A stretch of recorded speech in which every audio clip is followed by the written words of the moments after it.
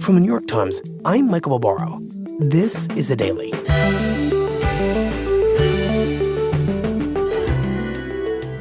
Today, California is about to become the first state in the country to outlaw discrimination based on a person's caste. My colleague, Amy Chin, on why so many now believe a prejudice that originated on the other side of the globe now requires legal protection in the U.S., and why so many are equally convinced that it's a bad idea that will backfire. It's Monday, September 25th. Amy, I wonder if you can tell us about this piece of legislation, which was recently passed by California's democratically controlled legislature and now sits on the desk of its Democratic governor, Gavin Newsom. So the bill is called the Senate Bill 403, or SB 403 for short, and essentially it will make caste discrimination illegal in California. And that means everywhere from housing to employment, discrimination based on caste will not be allowed. It will become a protected characteristic, just like sex, gender, sexual orientation. People will not be able to discriminate on that basis. So just define this word, caste. I think we all have a little bit of a sense of what it means, but would benefit from hearing you explain it. So the caste system is one of the oldest systems of social stratification, and it began in India thousands of years ago. It has its roots in Hinduism, and essentially it's a rigid social hierarchy that people are born into. And the system really governed everything about people's lives, from who they married to the job that they did. And at a very basic level, you have at the top of this hierarchy the Brahmins, who historically were priests. They had access to education and were considered the purest. Then you have the warrior caste, the merchant caste, the laborer caste. And at the very bottom, you had what were known as the quote-unquote untouchables, who prefer to call themselves Dalits. And they were considered to be so impure that they were outcasts. And they were relegated to doing jobs that were also seen as impure, like street sweeping or toilet cleaning. And they couldn't even drink from the same well water as other castes. Over time, the system spread throughout South Asia and spread to other religious communities like to Christians and Sikhs. And the caste hierarchy was also reinforced under British colonial rule. And then, in the mid-20th century, caste discrimination was outlawed in countries like India and Nepal. But, of course, we know that just because you ban something on paper doesn't mean it actually is gone in practice. And so caste is still a very strong marker of identity in many places, and you can see it in the privileges that people have in their social circles, and the kinds of opportunities that they have access to. And this is really still present across South Asia. Much in the way, I imagine, that when racial prejudice in the U.S. is outlawed, it nevertheless keeps happening. Just because it's banned in a law doesn't mean it doesn't persist. Right. And some people have drawn that parallel. The journalist Isabel Wilkerson wrote a best-selling book called Caste, in which she compared the caste system in India to the way that race operates in America. The idea that you can be born into a certain hierarchy and that it can be extremely difficult to escape your circumstances. So the fact, Amy, that there's a bill in California about caste discrimination now suggests that lawmakers there believe that this is not just something that remains a problem overseas in South Asia, but it has somehow been imported into the United States. That's right. They've been hearing from their constituents in California that this is becoming a bigger and bigger problem in the diaspora, and that in order to protect residents of California, they need to have a bill specifically focusing on caste discrimination in order to prevent this type of discrimination from happening in the future.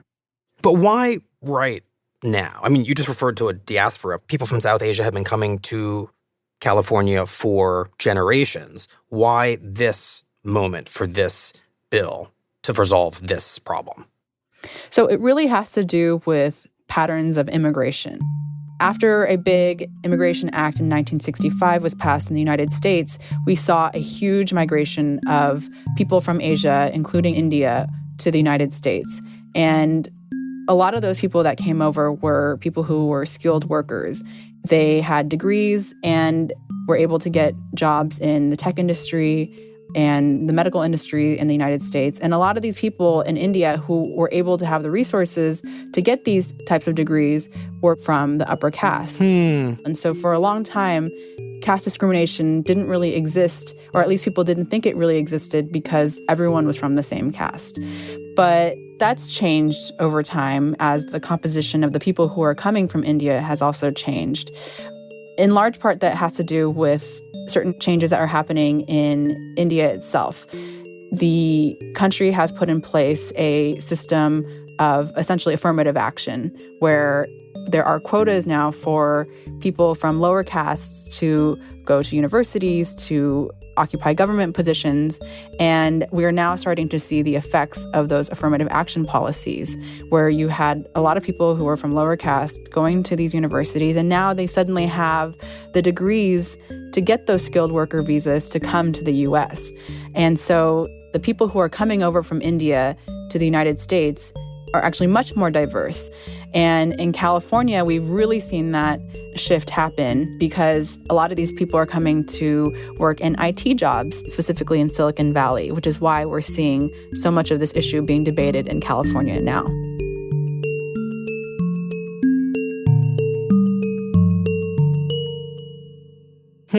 So suddenly a much more diverse group of South Asians are in a place like California, and I'm going to guess that that creates a greater opportunity for potential conflict once they arrive.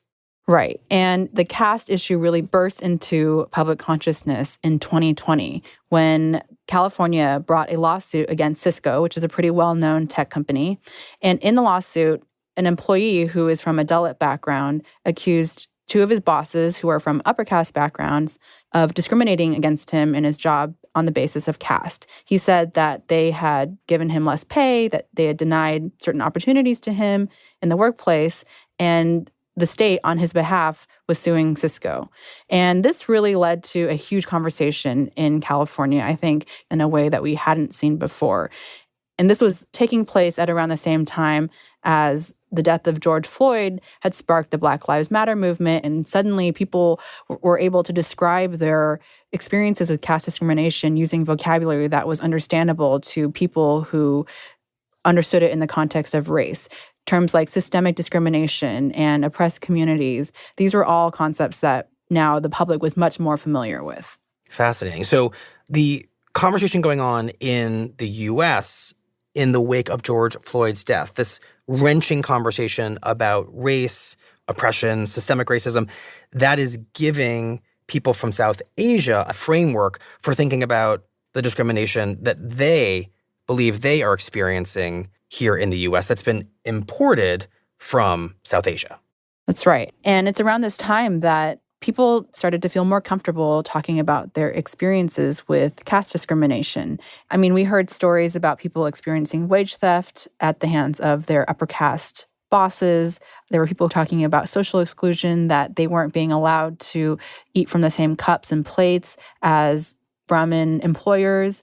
I spoke with one doctor in California who said that when other doctors in her city had found out that she was from a lower caste, they stopped referring patients to her practice. And one person that I spoke to really stood out to me. His name was Bhim Narayan Vishwakarma. Hello. Hi, Bhim. How are you? Oh, is this? He's 44. He works at a convenience store in El Cerrito, California, and he's from Nepal originally. And he told me that he had experienced caste-based discrimination growing up in Nepal.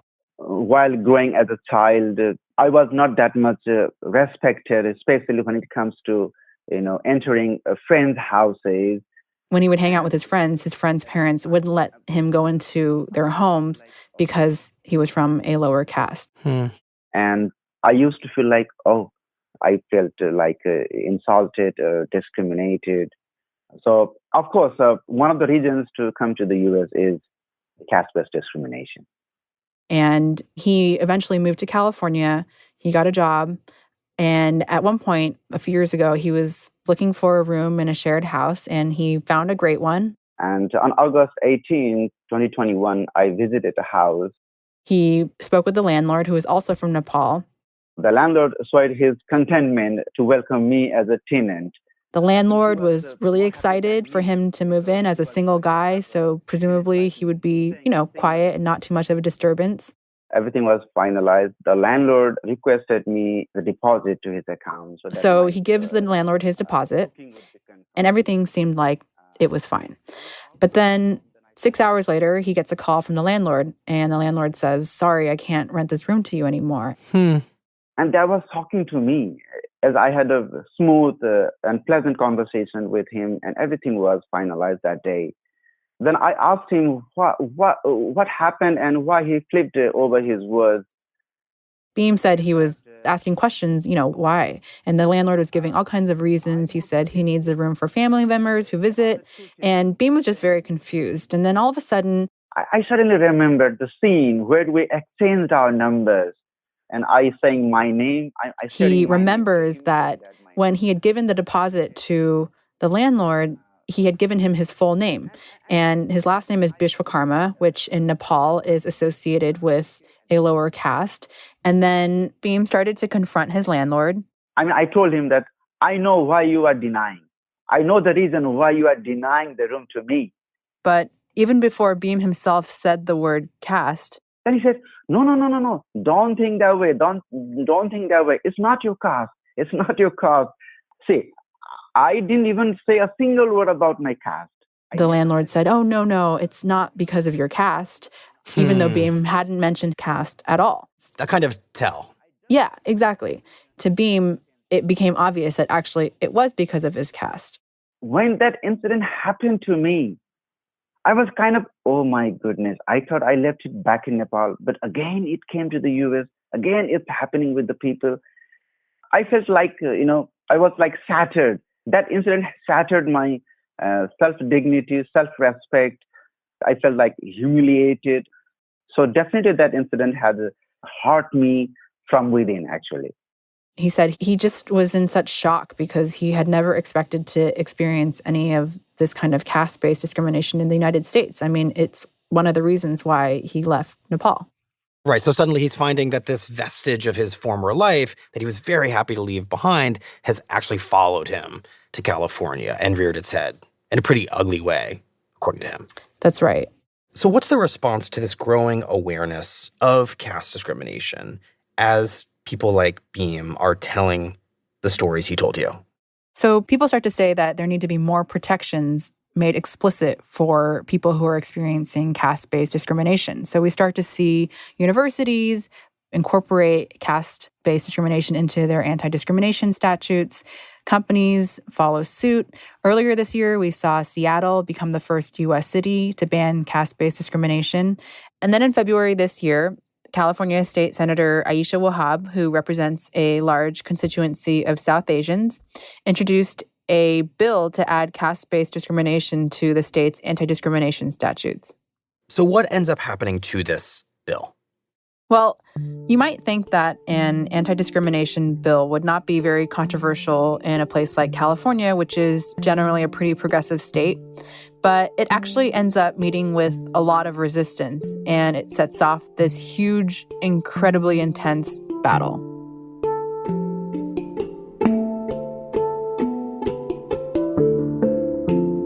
We'll be right back.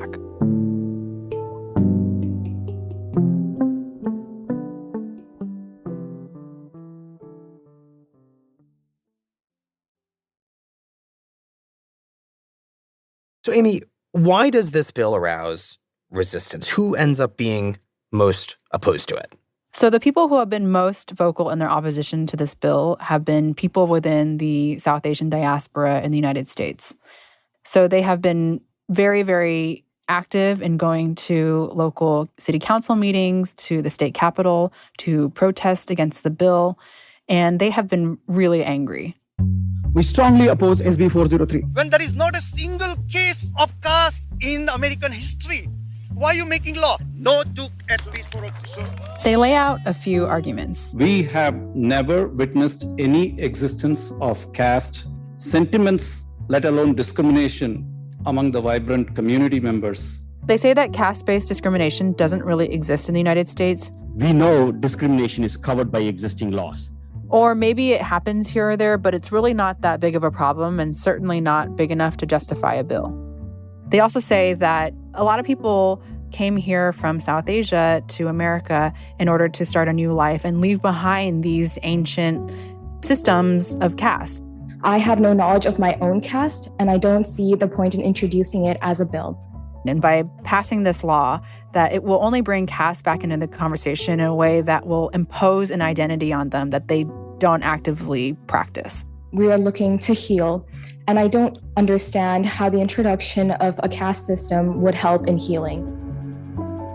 I just want to make sure I understand it. Some of the people opposed to this law are basically saying it will force caste on them in a way that caste doesn't exist for them. It will make it more important in their lives than they want it to be, which is pretty fascinating. Right. As soon as you use the word caste, you ask 1,000 Californian, they will say caste word is linked to Hinduism.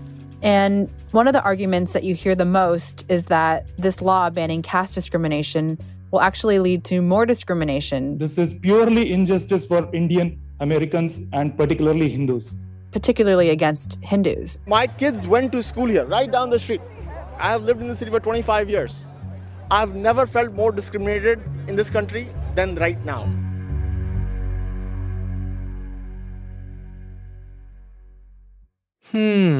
What's the thinking there? Well, the people who make this argument say that because caste, due to the average American, it's associated with Indians and Hindus in particular, so that this law will actually end up targeting a very specific group of people. So unlike broad categories like gender or race or sexual orientation, which affect many different people, this bill actually only really affects a small subset of people, and that it will make Hindus in particular especially vulnerable to accusations of discrimination. So, Amy, when, for example, Hindus opposed to this bill speak out against it and make the argument you just made, what specific situations are they worried about? Well, I spoke to one professor who is Hindu and teaches at a university in California, and he said that, for example, he serves on his university's tenure committee, and that committee really decides whether or not a person should be granted tenure, and it's oftentimes a very contentious decision. And he said that he's nervous now that because of this bill, he will have a target on his back, that if he participates in a decision not to grant someone tenure, that that person could potentially go back to him and accuse him of caste-based discrimination. And he would be more open to accusations of discrimination than the rest of his colleagues because he is Hindu. So he really doesn't want to see this law passed because he feels like it will make his job really hard and he won't be able to participate in these types of activities that, as a professor, one is expected often to do. So a big argument being made here, it sounds like, is that in a litigious society, a new law that creates a new category of discrimination and protection against it is not without some real-world potential implications and costs. Right. These people say that they don't engage in caste discrimination, but that in their everyday decisions, everything from hiring and firing to who they bring on as tenants, that this will introduce a new level of legal peril and fear and make them worry that they might be open to being sued when there's actually nothing going on. On the other hand, I wonder if it feels like some of these arguments from opponents are actually being made in good faith. And let me explain. I mean, these arguments do make sense on their face, right? No one wants to be open to a lawsuit that they weren't open to before. But this whole list of arguments by those opposed to the law feels familiar in the context of American history. I struggle to think of an anti-discrimination law that didn't arouse similar arguments from people who felt that the problem was being overstated, right? It was sporadic, it's not systematic, or worried it opened them to lawsuits or targeted them as a source of discrimination. I mean, surely there were men who didn't like when laws started to protect women against gender-based discrimination. So is it possible that what's happening here is that? I do think that many opponents of the bill are making these arguments in good faith and that they really are worried about being targeted and that this law might be misused against them.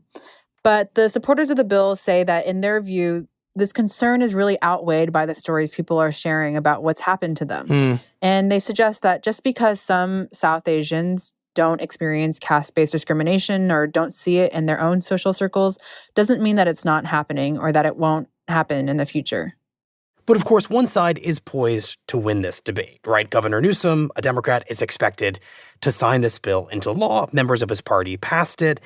And the conflict that you have just laid out here suggests that enforcing it, once it becomes law, is gonna be kind of tricky, right? Yes, it will definitely be a challenge. I mean, once this becomes law and lawsuits are filed, we're going to start seeing American jurors who really don't have much experience or knowledge about the caste system, which is this hugely complex thing that's very nuanced. It's been around for thousands of years and intersects with cultures and religions, that they're going to have to start adjudicating on this issue. But this is also how our legal system works. You pass a law and case law is built and precedents slowly are formed. And I think that ultimately what people who support the bill would say is that the hope is we can create a place for people like Beam who have experienced this type of caste-based discrimination to be able to really feel comfortable coming forward and seeking justice. And that ultimately they will have the protections that they were hoping to have when they came here in the first place.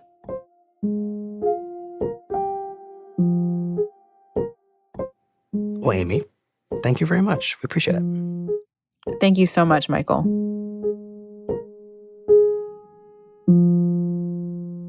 We'll be right back.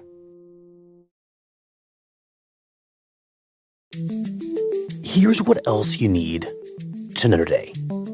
On Sunday night, after a 146-day strike that crippled Hollywood, the union representing more than 11,000 TV and film writers said it had reached a tentative deal with entertainment companies that, if approved, would bring its members back to work. Exact details were unclear, but the Times reports that the deal delivered much of what the writers had demanded, including higher royalty payments for streaming content and guarantees that artificial intelligence won't encroach on writers' credits and compensation. And the U.S. government is on track to shut down in less than a week unless House Speaker Kevin McCarthy can meet the demands of a small group of far-right lawmakers who have called for deep cuts to annual spending. Because Republicans hold such a slim majority in the House, and because House Democrats refuse to support the Republican spending bills, the far-right lawmakers have the power to cripple the entire federal government. They have already blocked several attempts to extend government funding by just a few months to avoid a shutdown. And all we want to do is have responsible government. You can't keep spending $7 trillion when you're only taking in $5 trillion. That just doesn't work, and it's completely dysfunctional. In an interview with CNN on Sunday, one of those far-right Republicans, Representative Tim Burchett of Tennessee, defended his approach. That's why folks like me, we're sticking to our guns, and all of a sudden we're the bad guys because we want to balance our budget. Without a compromise, the government will begin to shut down shortly after midnight on October 1st.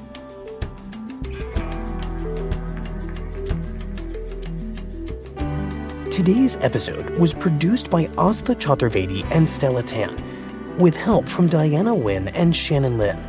It was edited by Patricia Willens, with help from Mark George. Fact-checked by Susan Lee. Contains original music by Dan Powell, Marian Lozano, and Rowan Nemisto, and was engineered by Chris Wood.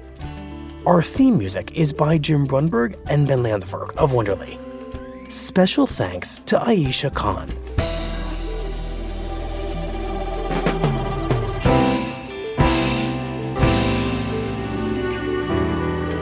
That's it for the Daily. I'm Michael Barbaro. See you tomorrow.